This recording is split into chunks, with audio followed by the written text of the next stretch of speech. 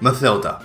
This is where the beauty of Echo's new art style really begins to shine through, as Matilda's redesign went above and beyond in bringing out the best in her.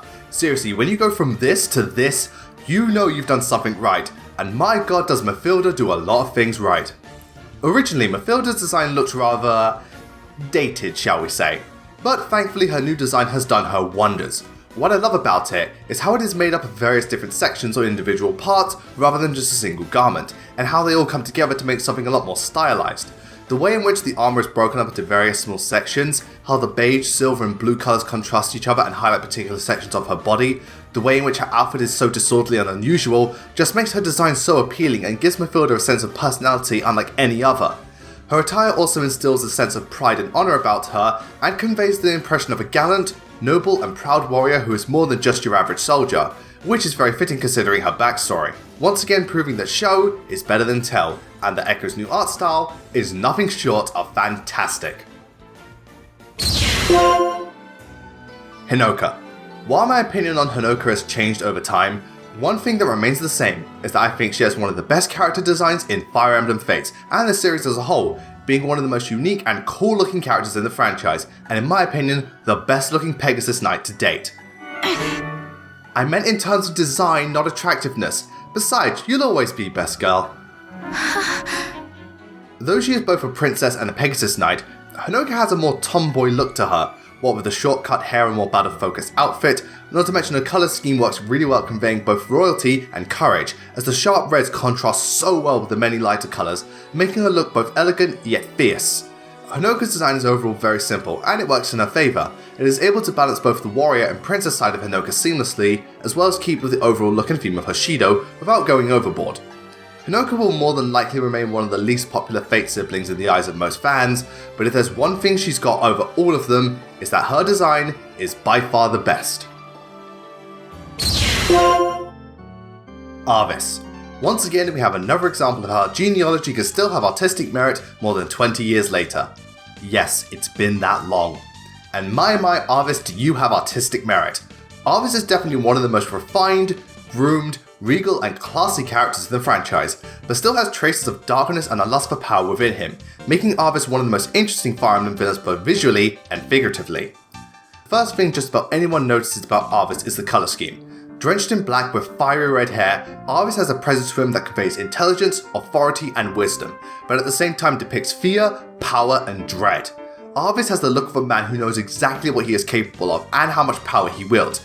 It expresses a sense of pride and diligence that you can't help but admire, and the colours used in his design do a wonderful job of embodying all this.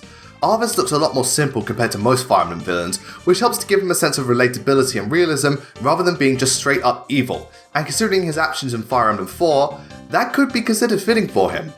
At this point, I can safely say that Arvis is the best designed character in the entirety of Fire Emblem 4, as he has a design that burns brighter than most and makes everyone else look like mere cinders. It's called foreshadowing. Micaiah. Much like Honoka, my opinions towards Micaiah vary over time, but even from the beginning, I loved her design and I thought it was the best thing about her, which to be honest isn't saying too much, but hey, it's definitely something, especially since it's the one thing she has over Ike. Add that to your achievement list. Given that Micaiah is referred to as the silver-haired maiden, Micaiah is a figure everyone in DM recognises and admires, and I get where they're coming from.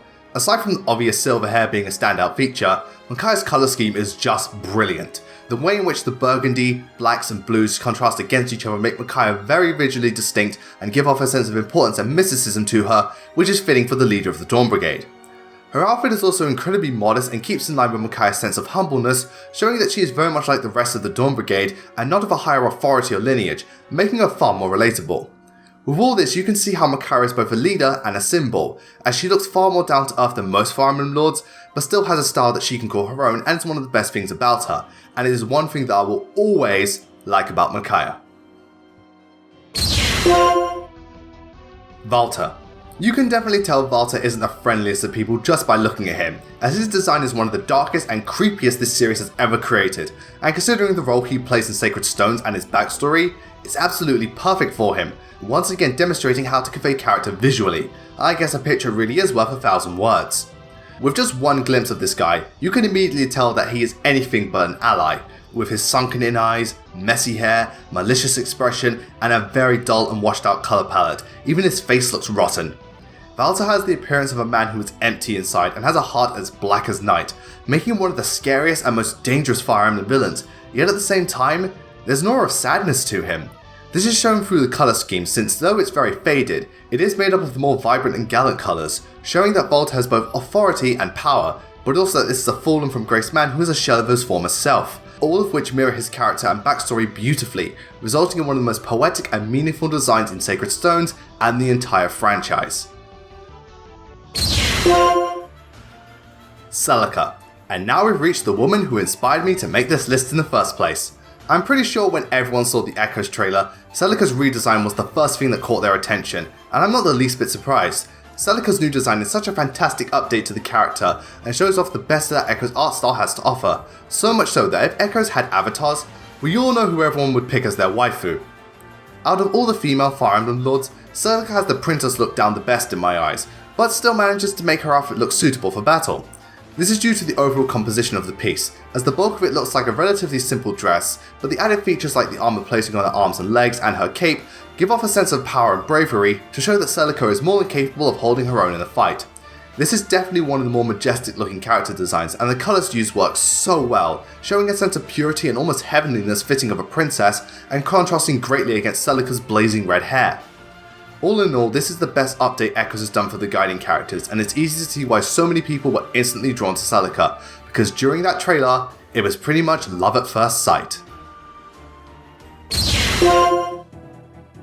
Minerva.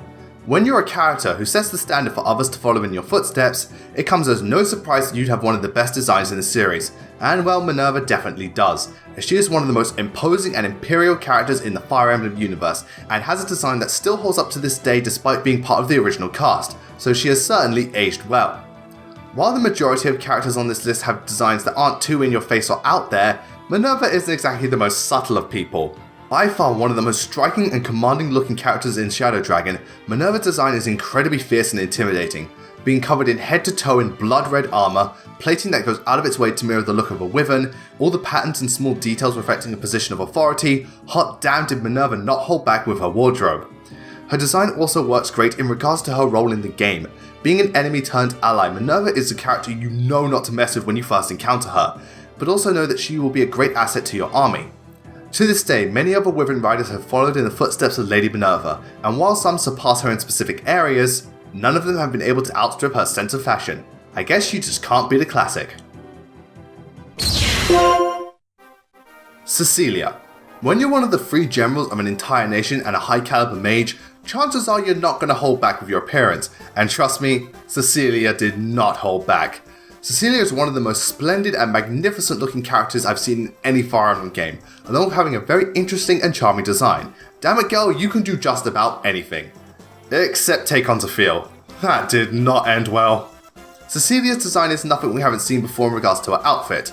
Long flowing cape, armor placing highlighting certain areas of her body, none of that is new. But for what it's worth, it still works here, and I think the layout of the armor is better utilised, as it's more minimal than most and is much more distinctive in its placement. However, what I find to make Cecilia's design so good is the colour scheme. Good god does Cecilia have such a beautiful mix of colours, her green hair being a defining feature and looking very regal, the shining white armour reflecting both grace and chivalry, the various shades of purple representing her dignity and nobility. I just love it, and the colours work beautifully against each other, never overshadowing one another or blending in too much. While not exactly different, Cecilia is definitely one of the most beautiful and glamorous characters I've seen in the entire series, once again proving that she can do anything. Almost anything. Lucina. Despite being a newcomer to the series, Lucina stands as one of the most iconic and recognisable characters in Fire Emblem, and her design definitely plays a big factor, as Lucina is able to hit that sweet spot between both different yet familiar, noble yet modest, unique and at the same time simple, feminine and also masculine. What? Everyone else thought she was a dude at one point. Similar to Micaiah and Ike, Lucina is a more down-to-earth looking Fire Emblem lord, and her outfit is somewhat rugged. The colour scheme consists of mostly dark blues, there aren't many fancy patterns present, the outfit doesn't even really show off her physique either. While that may seem strange, it makes sense in the context of the story, Considering Lucina's from a ruined future where she has to fight to survive every day and is constantly going through hell, she really doesn't have time to wear anything fancy or be too concerned about her appearance. With that in mind, her outfit still has the essence of a Fire Emblem lord, what with the long flowing cape, the colour scheme making her look more battle-worn and experienced, the fact that it closely resembles the hero King Marth. Her design is able to do all this and still manage to make her look unique and fit Lucina's disposition perfectly, and in my opinion, results in the best character design to come out of Awakening. Rinka. Definitely one of the most out of place looking characters, even in a game like Fire Emblem Fates. Rinka doesn't feel like she belongs among your typical Fire Emblem cast, but that's what's so great about her. Her design is truly unique and makes her one of the most badass looking characters in the game, so while definitely out there, Rinka is most certainly one of a kind. Rinka is obviously playing up the more tribal aesthetic with her design, and I've got to say she does it very well. While her getup is overall very minimal, it puts more emphasis on her tough and stoic nature, as well as showing off her sweet abs. On top of that, the few garments she does have really add to the overall effect. Her mask suits her so well, and half the time you'd think it's real hair. The bandages she has add to the warrior persona and make her look even stronger. Her necklace is a nice touch. Even the marks on her face are a great attention to detail. On top of that, I love her colour scheme, as the bright reds contrast greatly against her white attire and almost ash-like skin tone, all of which culminates in a design unlike any other Fire Emblem character, and is in my opinion, the best character design in Fire Emblem Fates. Far out Rinka? Far out. Zephyl. Ladies and gentlemen, bow before the King of Burn, as Zephyl acts as one of the greatest looking Fire Emblem villains. Through his design, he is able to convey power, dominance, fear, respect, nobility, and tragedy, aspects that are befitting of a true Fire Emblem king, which admittedly aren't the nicest attributes to have, but the Fire Emblem kings aren't exactly the nicest of people now, are they? Zephyl naturally has a very powerful and intimidating presence. He is rather large, is covered in head to toe in purple armour, and has a face that says, "I am not in the mood for your shit." This is all well and good, if somewhat typical. However, what makes Zephyl's design so special is that he has a certain charm that draws you to him not out of fear, but out of respect. Zephyl is bulky, but not to the point of being almost monstrous. His outfit is striking, but has a noble look to it. He's certainly not too friendly, but he still looks rather handsome, and there's something about him that's strangely endearing, and it all works wonders in regards to his backstory. Zephyl has gone from a once child prodigy to a bitter and soulless shell of his former self, and you are able to see both the light and dark side of him, making his design one of the more in-depth and meaningful ones, as well as one of the best looking villains in the series. And that goes for his sprite too. Seriously, that shit is sexy. Canaris. With a concept like the Lagoos, there's a lot of potential for some very unique and original looking characters, but I'm not gonna lie, the Telia series doesn't really take advantage of this for the most part. Canaris is the one big exception though, as his design takes full advantage of the concept of being a Lagoot and makes for such an awesome looking character unlike any other. I guess being the Lion King has its perks. Canaris' design does a fantastic job of making both the beast and non-beast side of him blend together seamlessly, and take advantage of the fact that he is a Lagoos. The way his beard and hair form a mane across his face makes this guy look like if a lion was given a human form, and also makes him look extremely powerful and fierce. I also love his outfit. The simple robes he wears makes him feel more humble and modest, but at the same time they don't hold back on emphasizing his size and bulk. Plus the hulking blue cape and the pattern work across the rest of his body instantaneously alert you to his status as king and the authority he wields. I also think the design is a perfect representation of King Canaris, as this is a fearsome and powerful Lagoos only an idiot would dare confront. But he's a very understanding and respectable king who you can't help but admire, and I most certainly admire the Lion King of Fire Emblem. The Black Knight. Yeah, you all saw this one coming, but to be fair, this isn't so much me fanboying all over the Black Knight again, but rather the fact that the Black Knight is the most badass and downright terrifying figure that Fire Emblem has ever conceived, making him what I consider the best looking Fire Emblem villain. So you're the best looking villain, best overall villain, and best boss? It's no wonder you appear so much in my videos. The Black Knight's appearance immediately screams, "Don't fuck with me," as this gargantuan figure adorns armor as black as the night, covered in white outlines and patterns of an almost ceremonial nature, and a crimson cape flowing behind him. His design makes him look almost legendary and one of the most powerful figures in the entire Fire Emblem universe, not to mention being shrouded in mystery as to his true identity, and just looking so fucking awesome. Without a doubt in my mind, the Black Knight is the best looking villain in the Fire Emblem series, as he encompasses everything that makes a villain great and is one of the most memorable and impressive characters through his appearance alone. In fact, do you want to know how impressive his design is? Where do you think I got the idea from? Nephalem. Nephalem has a lot of positives to her, even if sometimes they get blown out of proportion. But I have a strong feeling that the reason most people are instantly drawn to her is because of her design, as she is a very standout character and is one of the most remarkable designs I've ever seen, making her look much more grand and majestic than she really is, almost as if it makes her a completely different person. Wink wink. Nephalem's outfit is almost criminal in how unfitting it is in regards to her status, as she is but a simple country girl, yet her armor looks downright imperialistic. Seriously, the armor Nephalem wears is almost Valkyrie-like in its appearance, with the very slim yet bold armor, the flowing skirt that drapes effortlessly across her very nice legs, the way in which the blues and greens convey valor and contrast against each other so well. Nephalem looks almost holy in her appearance and far more impressive than her status in the army. This alone is a great look for her, but I feel it does a great job of coinciding with her character, as Nephalem is somewhat embarrassed about who she really is and tries to hide her true identity behind her armor, and since the armor is so bold, it allows her to keep her true self concealed much easier. I also like how in Path of Radiance, Nephalem looks slightly rougher around the edges and far simpler in design, but in Radiant Dawn she really stepped up her appearance and looks far more powerful. Well, I guess Ike Pace's employees well. Nephalem has become somewhat of a mixed bag when it comes to people's opinions of her, but I think it's safe to say that her design is something everyone can get down with, and she is the greatest looking character in the Fire Emblem series, with the exception of... Before we get to number 1, I just want to do a few honourable mentions. First up is Zeke, or Camus if you will. His Echo's design is something people are going nuts over, and it's definitely a strong design, really gives off a noble flair.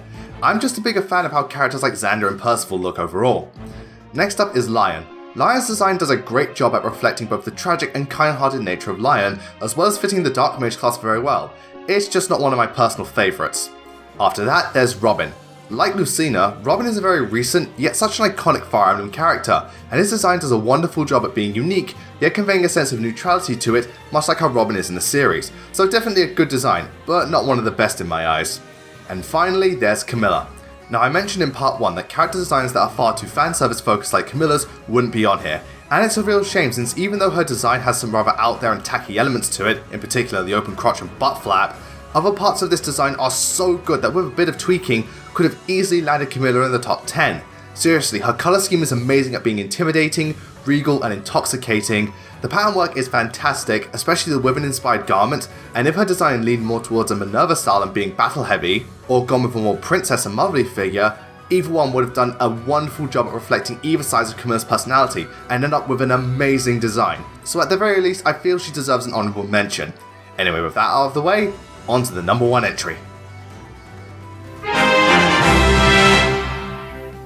Lyn. Fabulous. Honestly, Lyn is just fabulous. Absolutely fabulous. Without a doubt in my mind, she has the greatest design out of any Fire Emblem character to date, and she pretty much gets everything right. Simplicity, originality, power, nobility, humility, pride, beauty, friendship, and she can even be rather sexy, which is certainly fitting for one of the best characters the series has produced. It's no wonder she came first in the Hero's Ballot.